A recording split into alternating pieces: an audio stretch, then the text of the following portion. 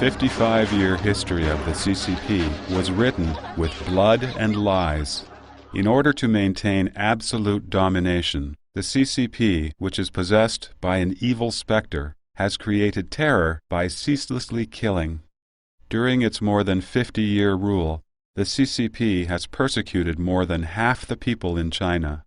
An estimated 60 to 80 million people have died from unnatural causes. This number exceeds the total number of deaths in both world wars combined, and also exceeds the total number of unnatural deaths in every dynasty since the beginning of Chinese history. Behind the CCP slaughters lie a supporting ideology and some practical requirements. Ideologically, the CCP believes in the dictatorship of the proletariat and continuous revolution under the dictatorship of the proletariat. Therefore, after the CCP took over in China, it killed the landowners to resolve problems with production relationships in rural areas. It killed the capitalists to reach the goal of commercial and industrial reform and to solve the issue of so-called production relationships in the cities. Similarly, solving the problems related to the superstructure also called for slaughter. The suppressions of the Hu Feng anti-party group and the anti-rightists movement eliminated the intellectuals. The mass murders during the Cultural Revolution established the CCP's absolute leadership. The 1989 Tiananmen Square massacre was used to prevent political crisis and to squelch demands for democracy.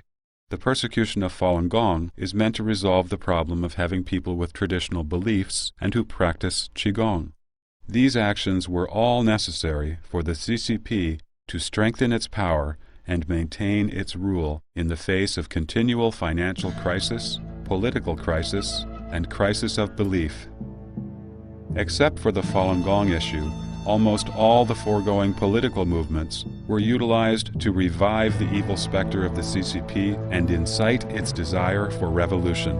The CCP also used these political movements to test CCP members, eliminating those who did not meet the party's requirements. Killing was also necessary for practical reasons. The Communist Party began as a group of thugs and scoundrels who killed to obtain power. Once this precedent was set, there was no going back. Constant terror was needed to intimidate people and force them to accept, out of fear, the absolute rule of the CCP. On the surface, it may appear that the CCP was forced to kill, and that various incidents just happened to irritate the CCP evil specter and accidentally trigger the CCP killing mechanism. In truth, these incidents serve to disguise the party's need to kill. Periodic killing is required by the CCP. Without these painful lessons, people might begin to think the CCP was improving and start to demand democracy, just as the idealistic students in the 1989 democracy movement did. Recurring slaughter every 7 or 8 years serves to refresh people's memory of terror and to warn the younger generation that whoever works against the CCP, whoever wants to challenge the CCP's absolute leadership, or whoever attempts to tell the truth about Chinese history, anyone who does these things will get a taste of the iron fist of the dictatorship of the proletariat. Killing has become one of the most essential ways for the CCP to maintain power. With the escalation of its bloody debts, laying down its butcher knife would encourage people to take vengeance for the party's criminal acts. Therefore, the CCP not only needed to conduct widespread and thorough killing, but the slaughter also had to be done in a most brutal fashion to effectively intimidate the populace, especially early on when the CCP was establishing its rule. Since the purpose of the killing was to instill great terror, the CCP selected targets for destruction arbitrarily and irrationally. And in each of these so-called political movements, the CCP used the strategy of genocide.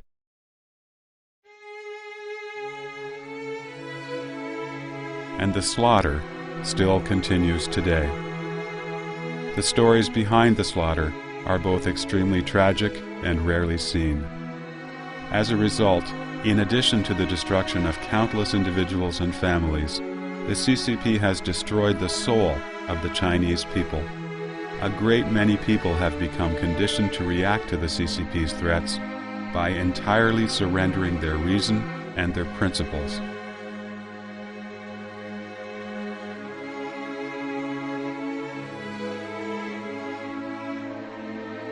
In a sense, these people's souls have died. Something more frightening even than physical death. In past dynasties, the emperors granted amnesty to the entire country after they were crowned.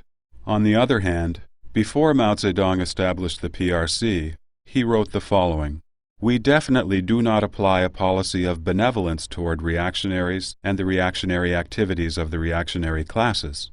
Before the CCP was in power, it had already made up its mind to act tyrannically. It called itself the People's Democratic Dictatorship.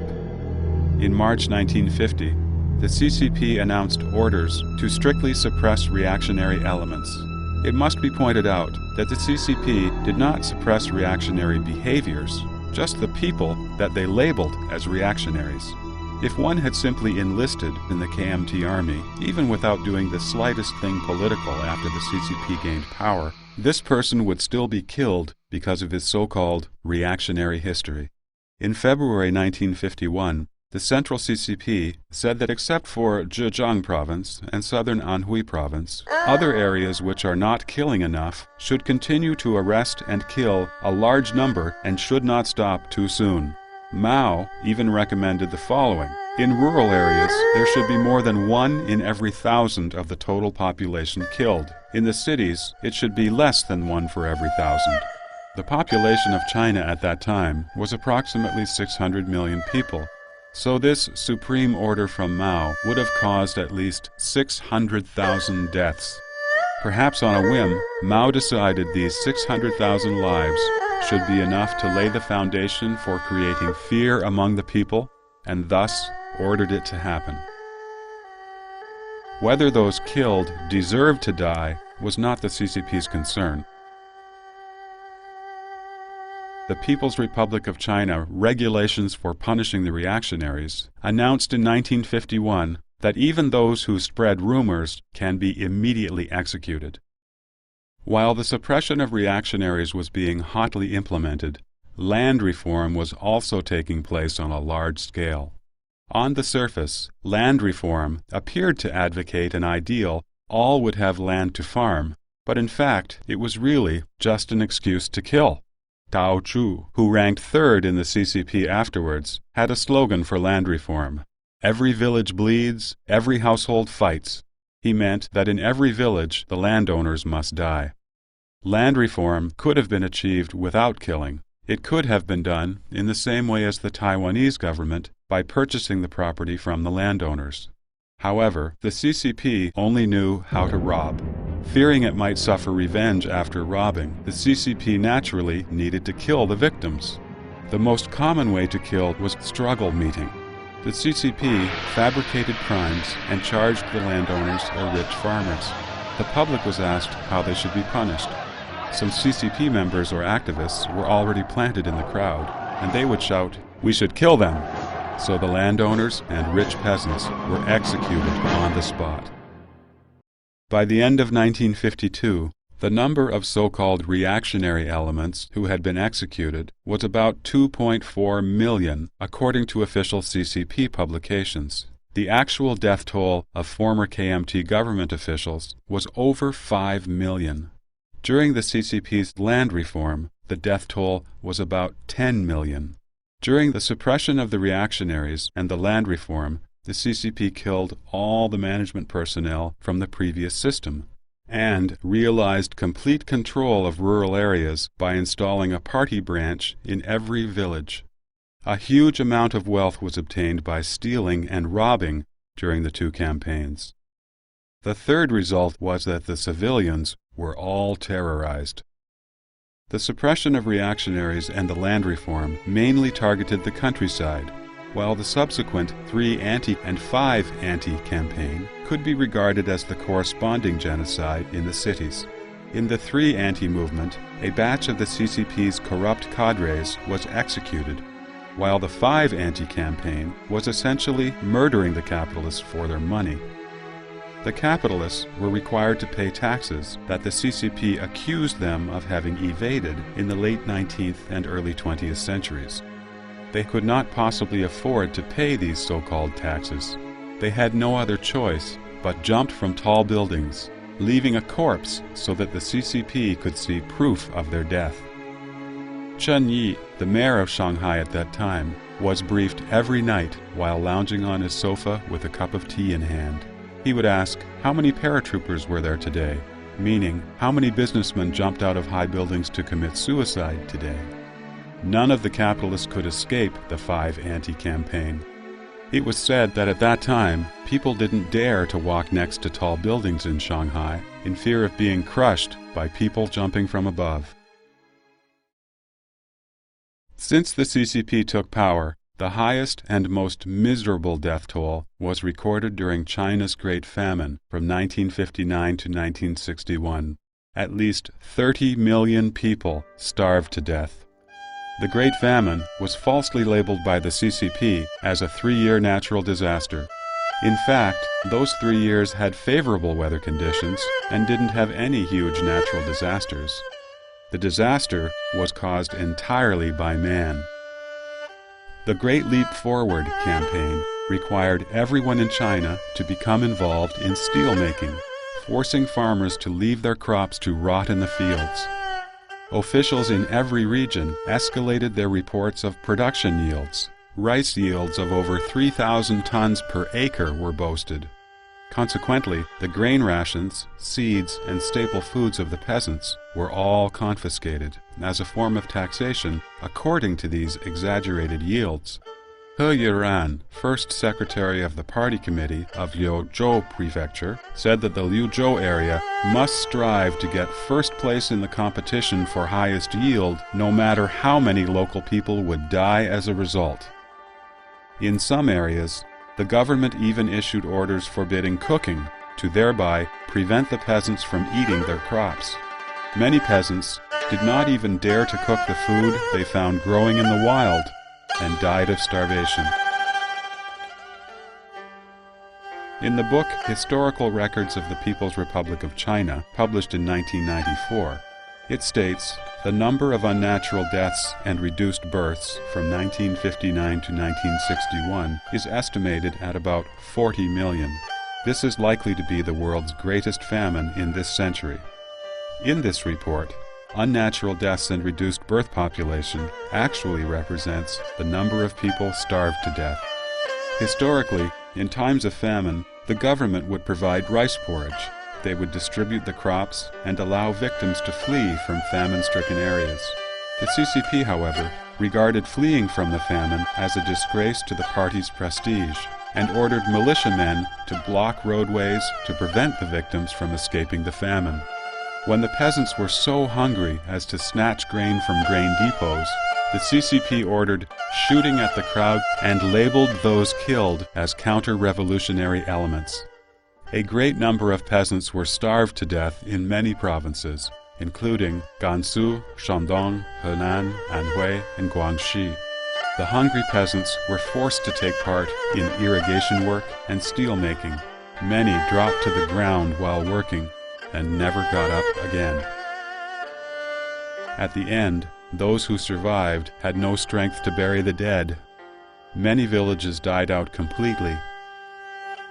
In the most serious famines in China's history prior to the CCP, there were cases in which families exchanged one another's children to eat, but nobody ever ate his own children.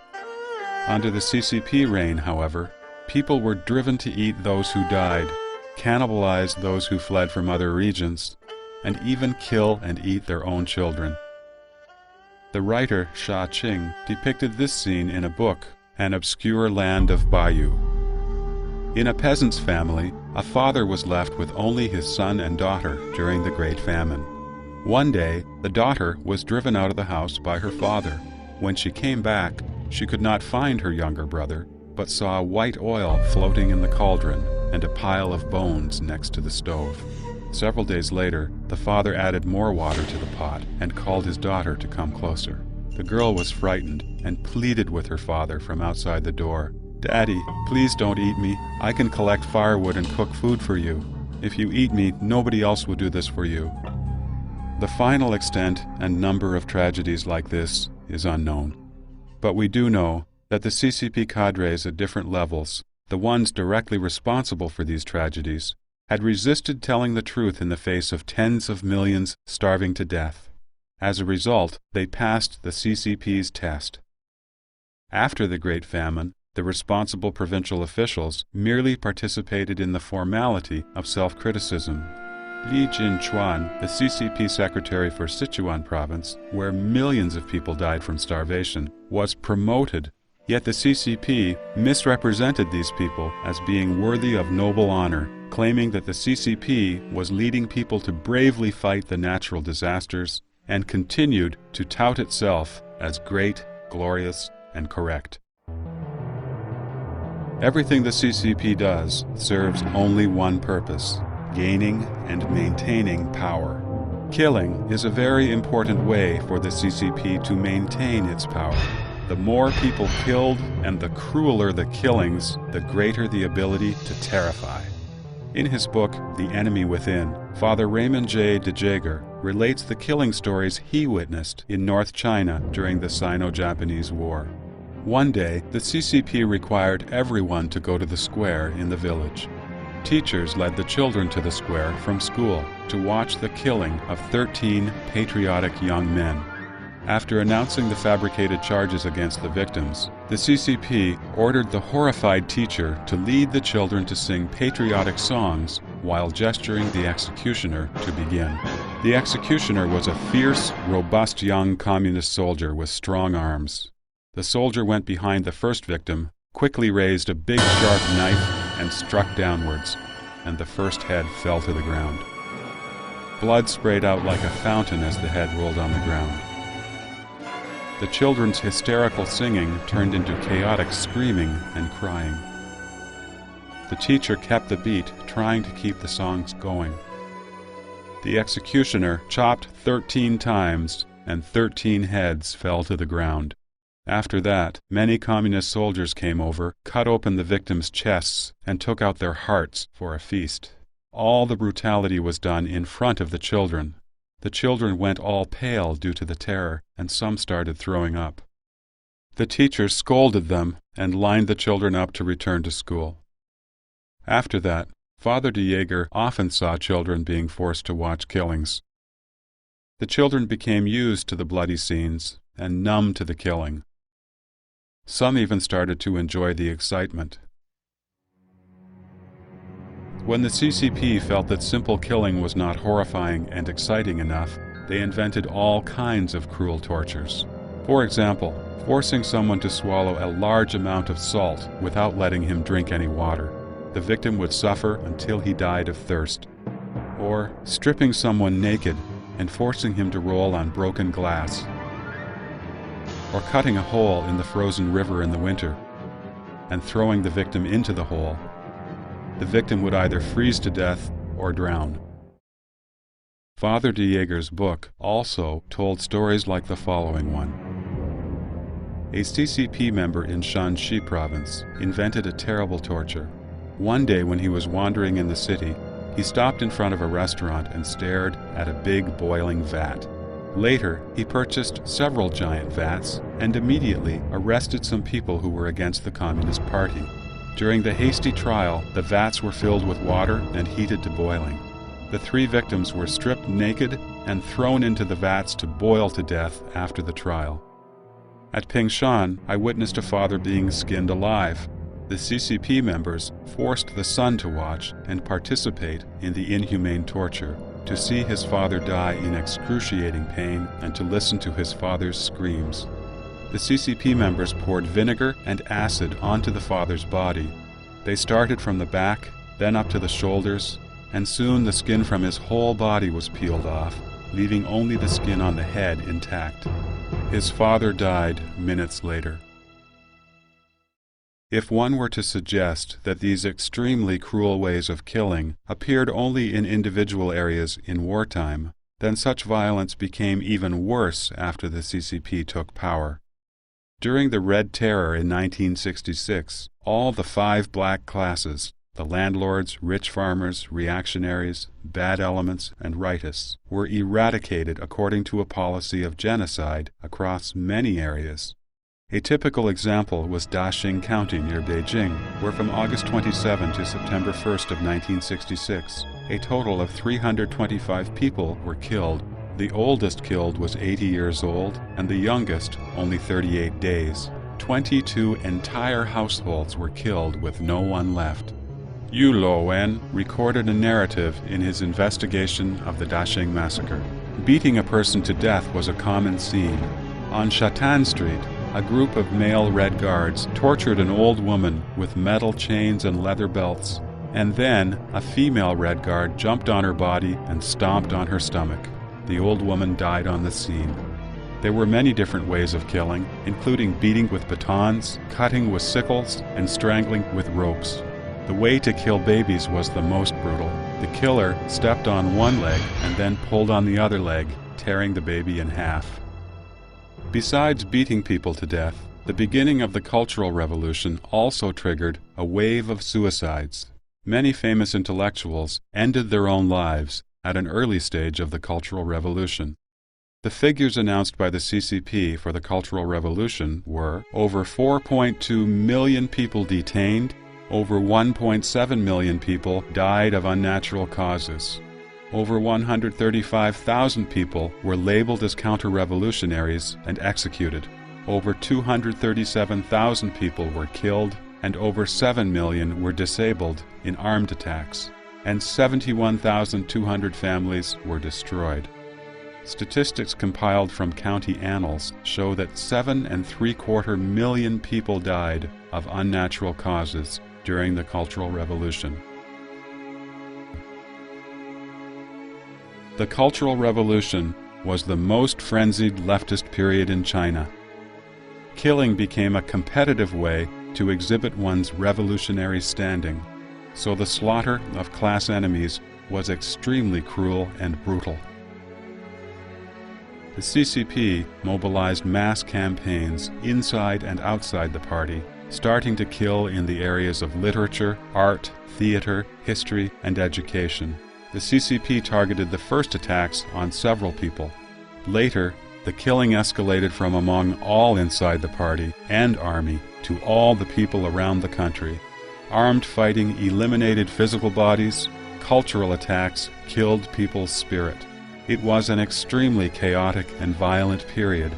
The evil side of human nature had been amplified to the maximum by the party's needs to revive its power in a crisis. Everyone could arbitrarily kill under the name of revolution and defending Chairman Mao's revolutionary line. The Cultural Revolution was an unprecedented nationwide exercise of eliminating human nature. Writer Zheng Yi described the cannibalism in Guangxi province during the Cultural Revolution.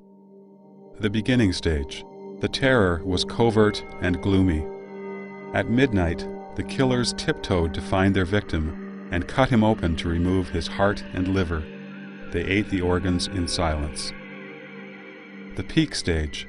Veteran killers had gained experience in how to remove hearts and livers while the victim was still alive. The head killer was entitled to the heart, liver, and genitals, while others would take what was left. These dreadful scenes were adorned with flying flags and slogans. The mass frenzied stage. People were madly eating other people. Often, victims were first publicly criticized, which was always followed by killing and then cannibalism. As soon as a victim fell to the ground, people took out the knives they had prepared and surrounded the victim, cutting off any body part they could get hold of. And people enjoyed cannibalistic feasts. Do not mistakenly think that such a festival of cannibalism was purely an unorganized behavior of the people. The CCP was a totalitarian organization controlling every single cell of the society. Without the CCP's encouragement and manipulation, the cannibalism movement could not have happened at all. A song written by the CCP in praise of itself says, "The old society turned humans into ghosts. The new society turned ghosts into humans." However, these killings and cannibalistic feasts tell us that the CCP could turn a human being into a monster or a devil, because the CCP itself is crueler than any monster or devil. Family is the basic unit of the Chinese society. It is also the traditional culture's last defense against the party culture. That is why damage to the family is the cruelest in the CCP's history of killing. Because the CCP monopolizes all social resources, when a person is classified as being on the opposing side of the dictatorship, he or she will immediately face a crisis in livelihood, be accused by everyone in society, and stripped of his or her dignity. Because they are treated unjustly, the family is the only safe haven for these innocent people to be consoled. But the CCP policy of implication kept family members from comforting each other. Otherwise, they too risked being labeled opponents of the dictatorship. Family members' betrayal, reporting on, publicly criticizing, or denouncing them, is the last straw that breaks their spirit. Many people have committed suicide as a result. In all previous political movements, over half of the Chinese population has been persecuted by the CCP, and the number of families destroyed by the CCP is estimated to be over 100 million. One person died and the family was broken. Father and son, mother and daughter were forced to renounce their relationships. Some were disabled, some went crazy, and some died young because of serious illness brought about by torture. The record of all these family tragedies is very incomplete. Zhang Zhixin's daughter, Linlin, recalled that in the early spring of 1975, when she was in a so-called study session for the families of death row inmates, a person from Shenyang court said loudly, "Your mother is a real die-hard counter-revolutionary. She is against our great leader, Chairman Mao. If she is executed, what will your attitude be?" My heart was broken, but I pretended to be calm, trying hard to keep my tears from falling. My father told me that we could not cry in front of others, otherwise we had no way to renounce our relationship with my mother. Father answered for me, "If this is the case, the government is free to do what it deems necessary." The person from court asked again, "Will you collect her body if she is executed? Her belongings in prison?" Father answered, "We don't need anything." Staggering along, we walked home against the howling snowstorm. Father gently opened the suitcase we brought from our old home in Shenyang and took out our mother's photo. He looked at it and could not hold back his tears. I put my head into Father's arms and started crying loudly. Father patted me and said, "Don't do that, sweetheart. We cannot let the neighbors hear it." Father held my brother and me tightly in his arms. We shed many tears that night, but we could not cry freely.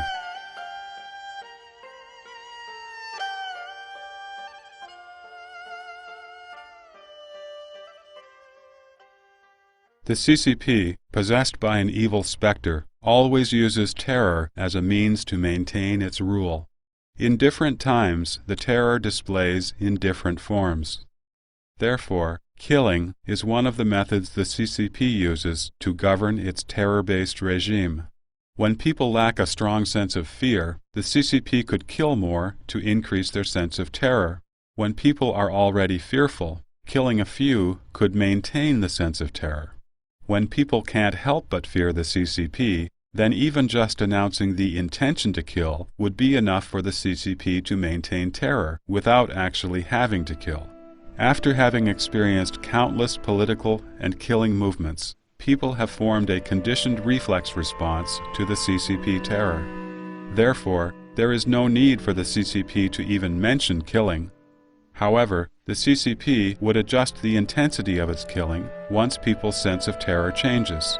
The well-known saying of Deng Xiaoping then was, "Killing 200,000 people guarantees 20 years of stability."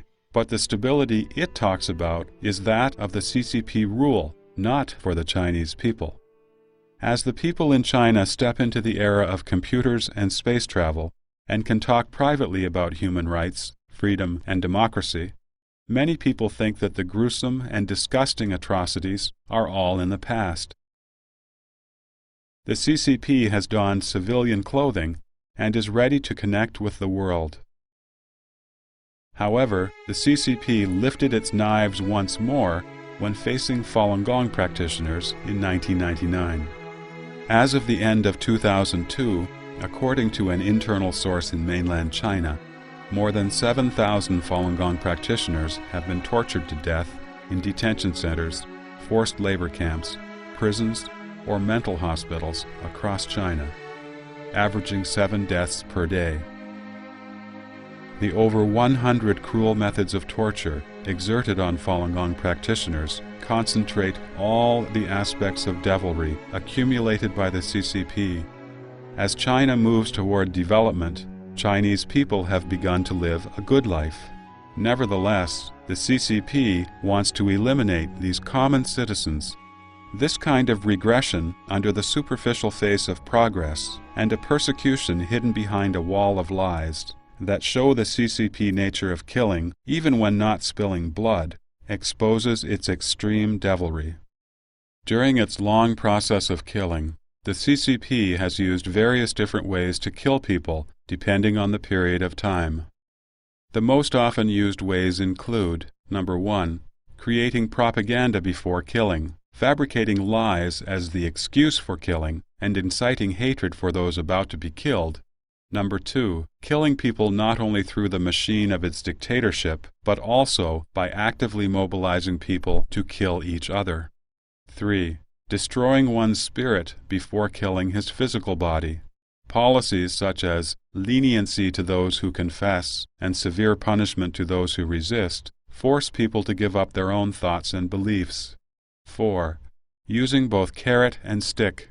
The CCP always claims that the majority of the population is good, and it only attacks a small portion of the population. 5. Nipping potential threats in the bud and secretive extrajudicial killings. The CCP always arrests the so-called ringleaders and then draws up secret verbal regulations and orders. 6. Killing one to warn others. 7. Famous people with international influence are usually suppressed but not killed by the CCP. The purpose of this is to conceal the killing of those whose deaths will not draw public attention. In addition to killing people within China and inside the party with great delight, the CCP also participated in killing people abroad, including overseas Chinese people, by exporting the revolution. The Khmer Rouge is a typical example. Pol Pot's Khmer Rouge existed only for 4 years in Cambodia. Nevertheless, from 1975 through 1978, more than 2 million people, including over 200,000 Chinese, were killed. Pol Pot worshipped Mao Zedong. He visited China 4 times to listen to Mao Zedong's teachings in person. Theories such as political power grows out of the barrel of a gun, class struggle, dictatorship of the proletariat, and so on. Later, these became the basis for how he ruled Cambodia. After returning to Cambodia, Pol Pot changed the name of his party to the Cambodian Communist Party and established revolutionary bases according to the CCP's model of encircling cities from the countryside. The CCP spared no effort to support the Cambodian Communist Party. In 1970, when most Chinese people were going hungry, China gave Pol Pot arms for 30,000 soldiers. In 1975, after taking power for 2 months, Pol Pot went to Beijing to pay a visit and listen to instructions. Prince Sihanouk's 2 sons were killed by the Cambodian Communist Party, and Pol Pot obediently sent Prince Sihanouk to Beijing on Zhou Enlai's orders. It was well known that when the Cambodian Communist Party killed people, they would even kill babies in their mothers' wombs to prevent any possible troubles in the future. But at Zhou Enlai's request, Pol Pot obeyed without protest. With one word, Zhou Enlai saved Prince Sihanouk, but the CCP did not object to the killing of more than 200,000 Chinese by the Cambodian Communist Party. At that time, the Chinese Cambodians went to the Chinese embassy for help, but the embassy ignored them. In May 1998, when the large-scale murder and rape of ethnic Chinese took place in Indonesia, the CCP did not say a word and even blocked the news inside China. It seems that the Chinese Communist government couldn't care less about the fate of overseas Chinese. It didn't even offer any humanitarian assistance. Stalin once said that the death of one man is a tragedy, but the death of 1 million is merely a statistic.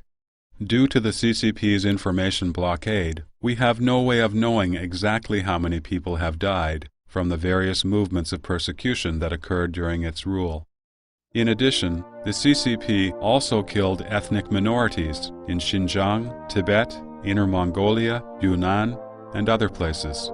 We have no way of knowing how many people became disabled, mentally ill, enraged, depressed, or frightened to death through the persecution they suffered. Every single death is a bitter tragedy that leaves everlasting agony to the family members of their victims. It must be pointed out that in the large-scale killings that took place previously, the identity, crime, and sentencing standard for its targets were kept intentionally vague by the CCP. To avoid being included as the targets for killing, people would often restrict themselves to a safe zone based on their own judgment. Such a safe zone was even narrower than the one the CCP intended to set.